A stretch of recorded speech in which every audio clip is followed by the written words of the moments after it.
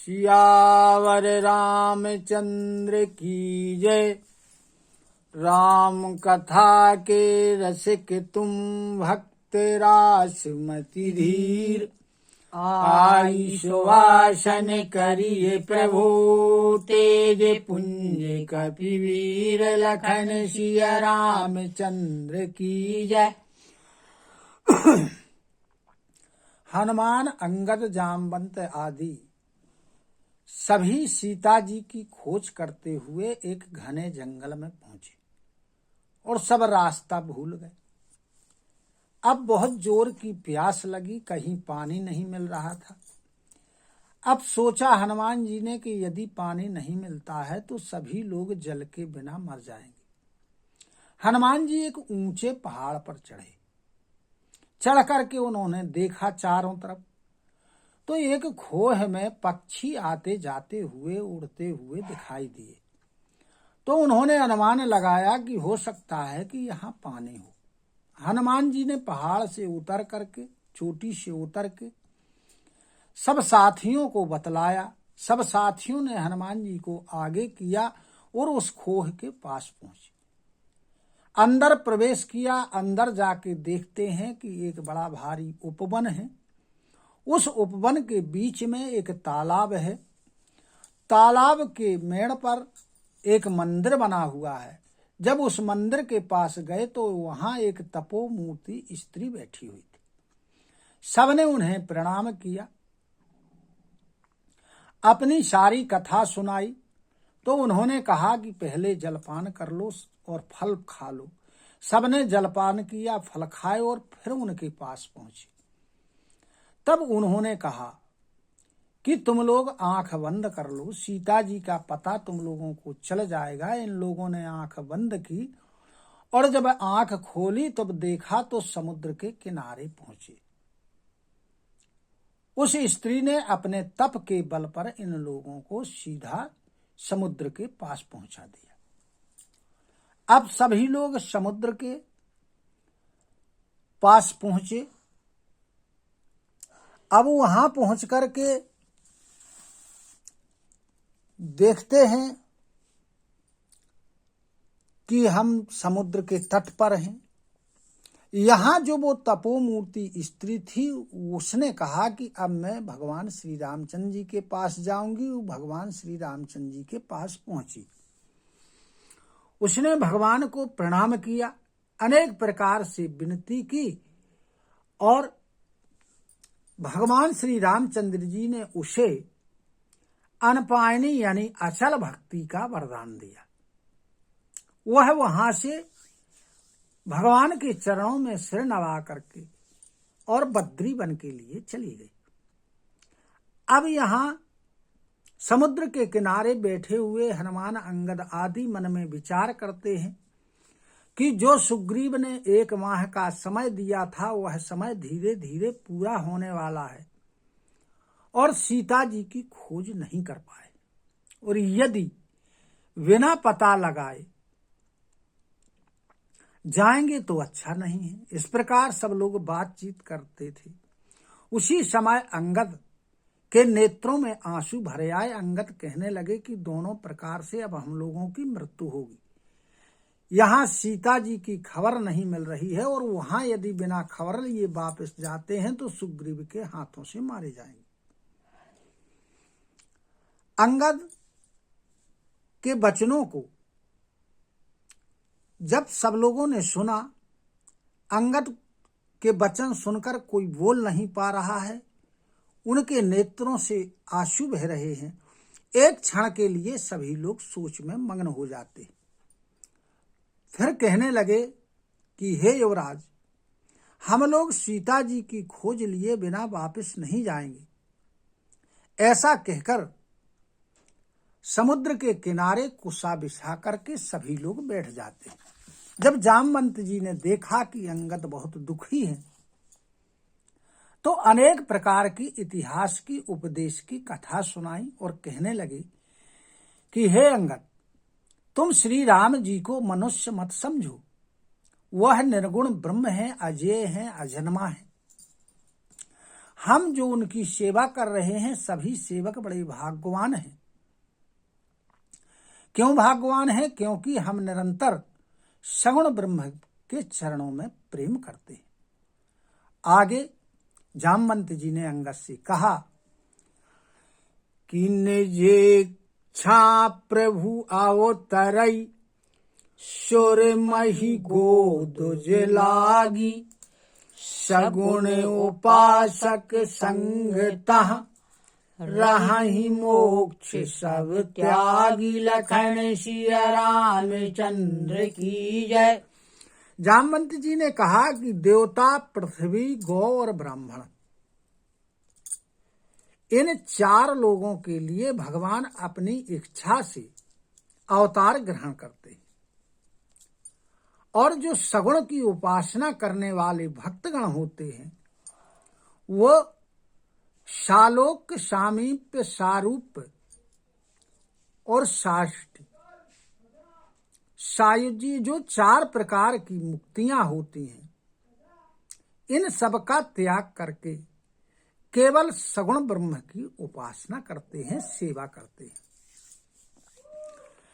यही विधि कथा कहीं बहु भांति गिरि कंदरा सुनी संपाति बाहिर होई देखी बहु की सा मोरे आहारो दीन जगदीशा मोहि आहार दीन जगदीशा।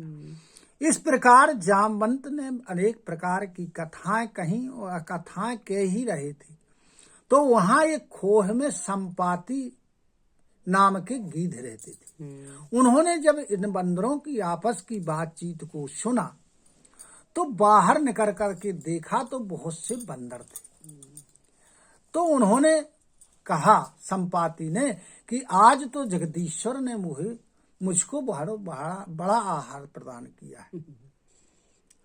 आजू सबही कहा भक्षण कराऊं दिन बहु चले आहार बिनु मरऊं कबहू न मिल भरी उदर आहारा आजू दीन है विधि एक ही वारा। संपाति ने कहा कि मैं आज इन सब लोगों का भक्षण करूंगा। बिना आहार किए मैं बहुत दिनों से मर रहा था, कभी भी मुझे पेट भर के भोजन प्राप्त नहीं हुआ, क्योंकि संपाति के पंख कटे हुए थे, वो वहां से कहीं जा ही नहीं सकते थे। कहने लगे कि आज विधाता ने मुझे भोजन दे दिया है। डर पे गीध बचन सुनि काना अब भा मरानो सत्य हम जाना कपि सब उठे गीध कहाँ देखी जामो बंतो मन सोच विसेखी। इस प्रकार संपाति कह रहा था। जब उसके वचनों को सब बंदरों ने सुना तो विचार किया कि अब तो सबका मरना निश्चित है। गीध को देख करके सब लोग उठ खड़े हुए। अब जामवंत के मन में बड़ी चिंता हो रही है। कहे अंगद विचारी मन माही धन्य जटायु सम कोई नाही रामो काज कारण तनु त्यागी हरिपुर गयाऊ परम बड़ भागी। अब अंगद ने मन में विचार किया। अंगद को गीध को देख करके गीध का ध्यान आ गया।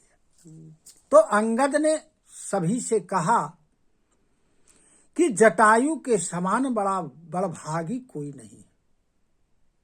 क्यों? क्योंकि जटायु ने भगवान श्री रामचंद्र जी के कार्य के लिए अपने प्राणों का त्याग कर दिया और भगवान के धाम को चला गया। इसलिए जो जटायु था वो बड़ा भाग्यवान था।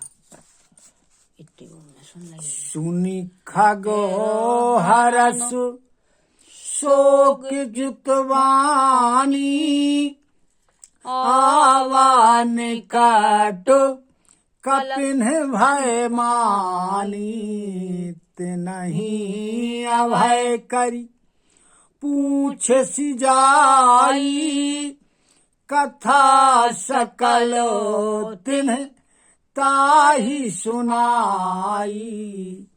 अब जब जटायु के भाई संपाति ने अंगद की वाणी जो हर्ष और शोक दोनों से मिली हुई थी उस वाणी को सुना तो वो बंदरों के निकट आया तो बंदर बड़े भयभीत हुए। तब उसने कहा कि तुम भयभीत मत हो, मैं तुम्हारा कुछ नहीं बिगाड़ूंगा, और फिर जाकर के पूछने लगा। तब सारी जो कथा थी वो इन लोगों ने संपाति को सुनाई। सुनी संपाति बंधु कै करोनी रघुपति महिमा बहुविधि बरोनी। अब जब संपाति ने अपने भाई जटायु के कार्य को सुना तब भगवान श्री रामचंद्र जी की महिमा को बहुत प्रकार से वर्णन किया।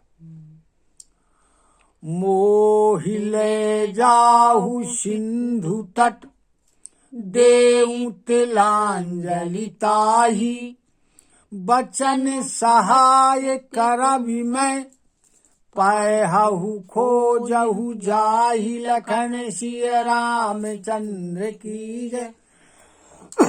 तब संपाति ने इन लोगों से कहा कि मुझे समुद्र के किनारे ले चलो ताकि मैं अपने भाई जटायु को तिलांजलि दे सकूं, और जिसकी तुम खोज कर रहे हो उसकी खोज के लिए मैं तुम्हें वचनों से सहायता करूंगा और तुम उसको खोज लोगे।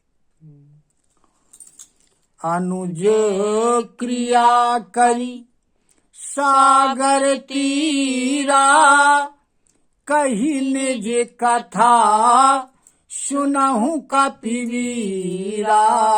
हम दो बंधु प्रथम तरुणाई गगन गए रवि निकट उड़ाई। अब उसने अपने भाई की सब क्रिया की, उसको तिलांजलि दी और फिर कहने लगा कि हे बंदरो मेरी कथा सुनो, और कहने लगा कि हम यानी संपाति और जटायु दोनों भाई भाई थे, युवावस्था में थे, तो हम लोगों को अपनी जवानी का अभिमान था। हम दोनों लोग आकाश में उड़े और सूर्य के पास पहुंचे। तेजे न सही सक सो फिर आवा मैं अभिमानी रवि लिए रावा। जरे पंखवती तेज अपारा परऊं भूमि करी घोर चिकारा। कहने लगा कि जटायु सूर्य भगवान का तेज नहीं सह सका, इसलिए वो वापस लौट आया। मैं मेरी युवावस्था थी और अभिमानी भी था, इसलिए मैं वापस नहीं आया, सूर्य के और नजदीक पहुंच गया। जब सूर्य के और नजदीक पहुंच गया तो सूर्य के तेज से मेरे पंख जल गए, और जब पंख जल गए तो चिक्कारते हुए मैं जमीन पर गिर पड़ा। मुनि के नाम चंद्रमा ओही लागी दया देख करि मोही बहु प्रकार तेहि ज्ञान सुनावा देह जनित अभिमान छुड़ावा। वहां एक चंद्रमा नाम के मुनि रहते थे। उन्होंने जब मुझे देखा तो उन्हें बड़ी दया आई, तो बहुत प्रकार से ज्ञान की कथाएं उन्होंने मुझे समझाई, कहीं ज्ञान दिया, और जो मेरा शरीर जनित जो अभिमान था उसको दूर किया। त्रेता ब्रह्म मनुज तनु धरहि तासु नारी निशिचर पति हरहि तासु खोज पठयहि प्रभु दूता तिनहि मिले ते होवे पुनीता। संपाति ने कहा कि जो चंद्रमा नाम के मुनि थे उन्होंने मुझसे कहा कि त्रेता युग में परब्रह्म परमात्मा मनुष्य का शरीर धारण करेंगे और उनकी पत्नी का हरण राक्षसों का राजा करेगा, यानी रावण करेगा। वो जिसको खोजने के लिए वे अपने दूतों को भेजेंगे और उन दूतों से मिलकर तुम पवित्र हो जाओगे। जमी हई पंखो करसी जनी चिंता तिनहि दिखाई देह सुते सीता। मुनि कई गिरा सत्य भैयाजू सुनि मम वचनो करहु प्रभु काजू। और कहने लगे कि उन दूतों से मिलकर तुम पवित्र हो जाओगे, तुम्हारे पंख हो गाएंगे,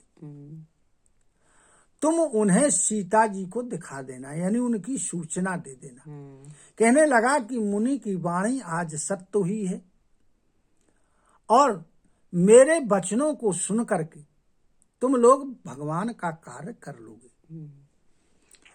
गिरि त्रिकूट ऊपर बस लंका तहाँ रहे रावण सहज असंका। तहें अशोक उपवन जहाँ रहाई सीता बैठी सोच रथ आहाई। त्रिकूट पर्वत के ऊपर लंका नगरी बसी हुई है। वहां निशंक होकर के राक्षसों का राजा रावण रहता है। वहां एक अशोक उपवन है, उस उपवन में सीता जी रहती हैं और बड़ी चिंता में मग्न रहती हैं। मैं देखूं तुम नाही गीधहि दृष्टि अपार बूढ़े भयऊ न तो करते हूँ कछुक सहाय तुम्हारे लखन सिया रामचंद्र की जय। कहने लगा संपाति कि मैं यहीं से उनको बैठे हुए चिंता में मग्न देख रहा हूँ, तुम लोग नहीं देख सकते हो, क्योंकि जो गीध की दृष्टि होती है वो अपार होती है, बहुत दूर का दिखाई देता है गीध को। और मैं अब वृद्ध हो गया हूँ, नहीं तो कुछ ना कुछ तुम लोगों की सहायता करता। सियावर रामचंद्र की जय। कथा विसर्जन होते है सुनहु वीर हनुमान। योजन जहाँ से आए हो सो तहाँ करहु पयान। श्रोता सवे आश्रम गए शंभु गए कैलाश। रामायण मम हृदय में सदा करहु तुम वास। लखन सिया रामचंद्र की जय। उमापति महादेव की जय। पवन सुत हनुमान की जय। गुरु गोविंद की जय हो। जय जय सीताराम, जय जय राधे श्याम। नमः पार्वती पते, हर हर हर महादेव। हरि शरणं हरि शरणं हरि शरणं हरि शरणं हरि शरणं हरि शरणं हरि शरणं हरि